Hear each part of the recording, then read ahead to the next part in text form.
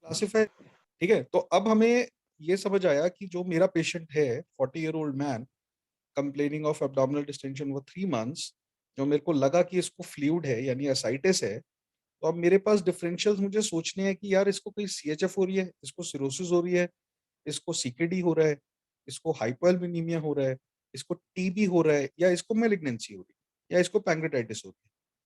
तो मेरे को ये 7 कॉजेज में से अब सोचना है कि इसको क्या हो रहा है मेरे पेशेंट। अब यहां से मेरी जर्नी स्टार्ट होगी हिस्ट्री की, एसोसिएटेड सिम्टम्स और नेगेटिव हिस्ट्री। अब मैं एक एक करके, अब यहाँ पे भी मैं आपको एक एनालॉजी देता हूँ। अगर एक फीवर का पेशेंट है, ठीक है, मुझे नहीं पता कि उसको फीवर क्यों है, वो बोल रहा है मुझे 5 दिन से फीवर आ रहा है, राइट। मुझे ये फिगर आउट करना है कि उसको यूआरआई हो रहा है या यूटीआई हो रहा है सपोज। तो मैं कैसे कर सकता हूँ? क्या क्वेश्चन पूछूंगा कि मुझे पता चल जाएगा कि यूटीआई है या यूआरआई है? सर सोर थ्रोट, अगर वो खांस खांस रहा है तो कफ, उसको चेस्ट स्प्यूटिंग। इन्फेक्शन है, और अगर उसको यूरिन में बर्निंग हो रही है तो उसको यूटीआई है। सिंपल सी चीज है। तो इसी तरह अब ये साइटिस में मेरे ये 7 कॉज सोच लिए कि यार ये 7 में से कोई एक चीज हो रही है इससे। तो अगर मैं एसोसिएटेड सिम्टम पूछ लिए तो मैं अपने डायग्नोसिस को, ये मेरे डिफरेंशियल डायग्नोसिस हो गए साइटिस के, अब मैं इनको रूल इन या रूल आउट कर सकता हूँ एसोसिएटेड सिम्टम पूछ के उससे। ठीक है, तो अब एक एक करके चलते हैं। सबसे पहले आप ये 7 कॉजेज लिख लो if you have a paper, if you write it, तो आपको इजी हो जाएगा समझना। मुझे हर हर चीज का 2-3 पॉइंट्स प्रोज जानने हैं या 2-3 कॉन जानने की। इस पेशेंट को ये है तो मैं सोचूंगा शायद सीएचएफ हो रहा होगा, नहीं है तो फिर शायद नहीं हो रहा होगा। हर हर हर डिफरेंशियल के 3-3, 4-4 पॉइंट्स पूछ के I can figure it out ये है कि नहीं इस पेशेंट को। ठीक है, तो अब सीएचएफ से स्टार्ट करते हैं। सीएचएफ का पेशेंट क्या हिस्ट्री देगा? Tired, fatigue is symptom, but fatigue से पहले और क्या इंपॉर्टेंट सिम्टम है?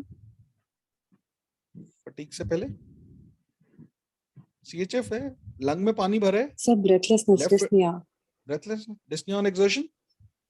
तो और डिस्निया ऑन एक्सर्शन अगर सीएचएफ एक क्लासिकल बात करूंगा तो पहले लेफ्ट वेंट्रिकल फेल करेगा, सारा पानी लंग में जाएगा, लंग की कैपेसिटी एक्सीड होगी, फिर वो राइट वेंट्रिकल में जाएगा, राइट वेंट्रिकल से पूरी बॉडी में आएगा।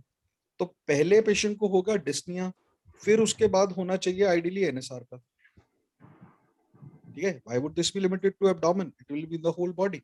तो chronology is very important of your symptoms. अगर ये पेशेंट बोलता कि मुझे सर 6 महीने से सांस फूल रहा था, ठीक है, जो प्रोग्रेसिवली इंक्रीज किया जा रहा था, एनवाईएचए क्लासिफिकेशन होता है कि पहले मेरे को थोड़ा चलने पे फूलता था लेकिन अब तो बैठे बैठे फूलने लग गया है, और 15 दिन से मेरे को ये स्वेलिंग आनी शुरू हो गई है, तो probably this is a case of CHF. ठीक है, तो इस पेशेंट को डिस्निया ऑन एक्सर्शन की हिस्ट्री है कि नहीं? हिस्ट्री भी before his this swelling appeared, ascites और प्रीडिलिडिमा अपीयर्ड, उससे पहले अगर उसको डिस्निया की हिस्ट्री है तो क्रोनोलॉजी इज वेरी इंपॉर्टेंट। ठीक है, साथ में सीएचएफ के पेशेंट में इडीमा सबसे पहले कहाँ अपीयर करेगा? फेस, पेट या फिर फीट?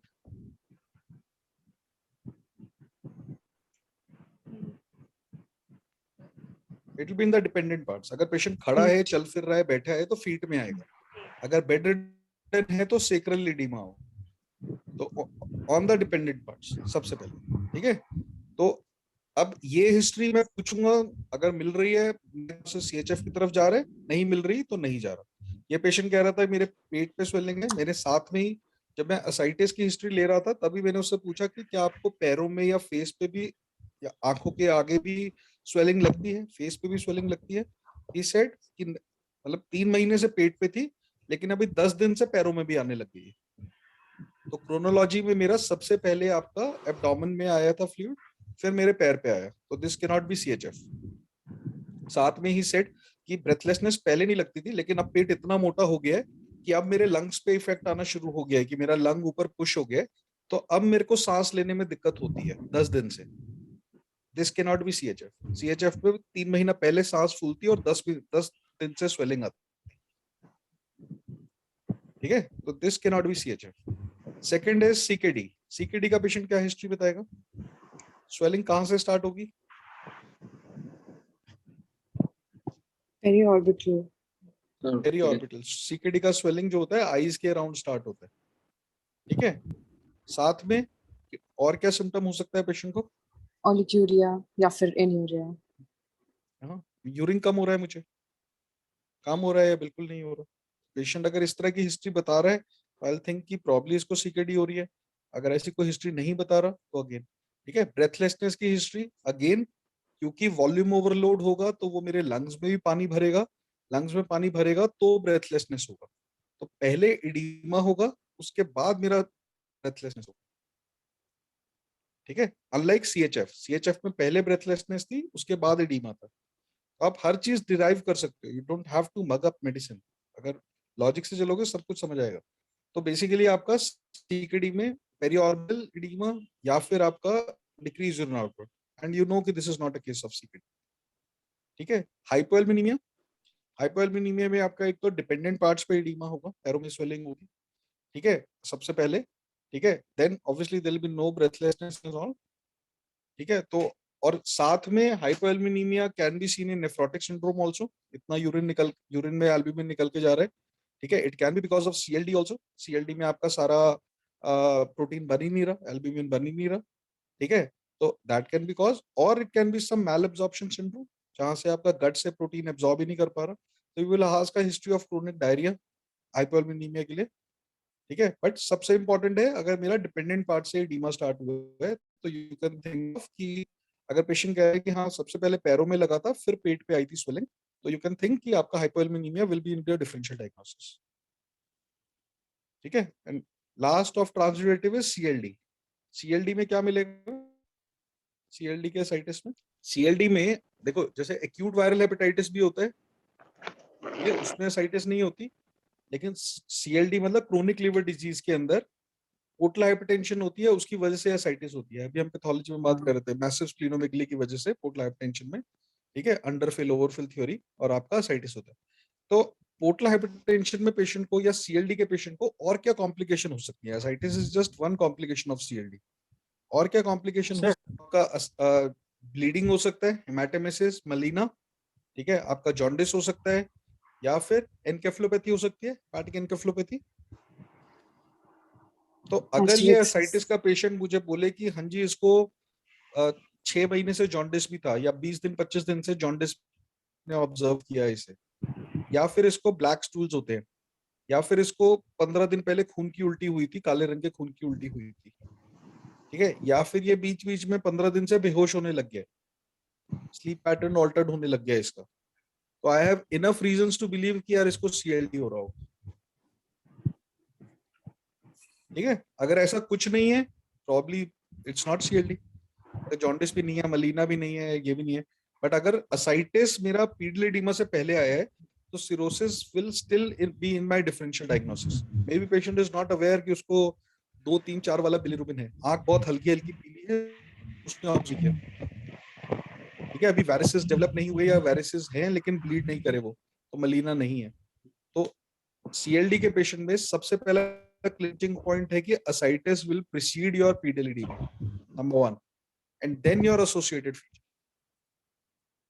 तो अगर ये पेशेंट है 40 year old male, he saying मेरा एब्डोमिनल डिस्टेंड हो रहा है 3 महीने से, और पैरों में स्वेलिंग मुझे सिर्फ 15 दिन से आई थी, ठीक है, चाहे इसको और कोई फीचर नहीं भी है तब भी CLD will be in my differential diagnosis, ठीक है। Next is your exudative causes, TB, malignancy, pancreatitis. कैसे पता करोगे है कि नहीं? So fatigue, loss of appetite, and TB के लिए specific fever, evening rising temperature, night sweats. fever, night sweats, loss of appetite, decreased body weight, ठीक है। अगर एसोसिएटेड ये सारे फीचर्स हैं तो probably this is case of TB, और मेरा बाकी कोई कॉज मुझे मिल नहीं रहा था, ठीक है। मैलिग्नेंसी में Loss of appetite, weight loss, loss of easy, appetite, weight loss, can be easy fever, fatigability, ठीक है। low grade फिर मेरा fever.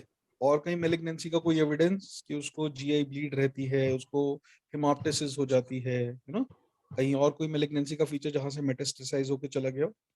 Pancreatitis, Sir, epigastric pain. It's a characteristic pain that relieves on sitting forward. तो pain हो जाता है. Epigastric या hypogastric, ये sorry hypochondrium, left hypochondrium pain. Ascites होने से पहले वो कहेगा अगर 15 दिन से किसी को साइटिस है और वो कहता है 15 दिन पहले पेट में बहुत तेज दर्द हुआ था, बहुत तेज दर्द हुआ था जो रेडिएट टू बैक हो रहा था, सिटिंग में बढ़ रहा था, यू नो, उसके बाद से ये पेट फूलने लग गया है, probably this is a case of pancreatitis.